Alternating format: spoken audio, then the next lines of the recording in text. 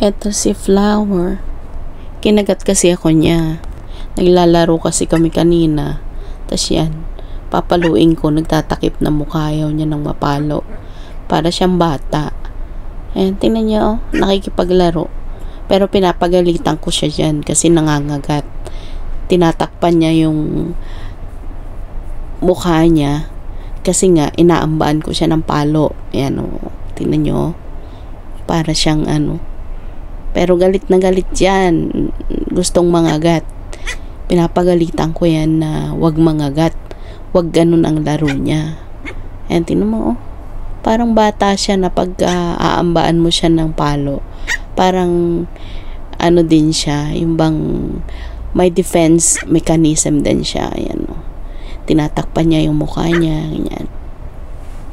Yan ang gustong laro niya.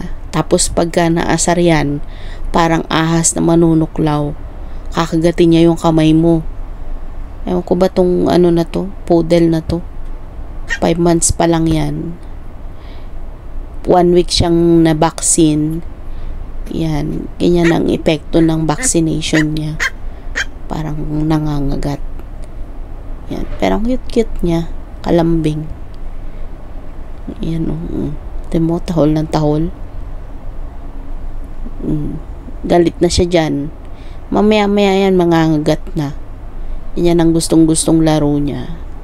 Ewan ko ba kung nangingipin or nanggigigil. Naamban ko kasi ng ng kamay ko.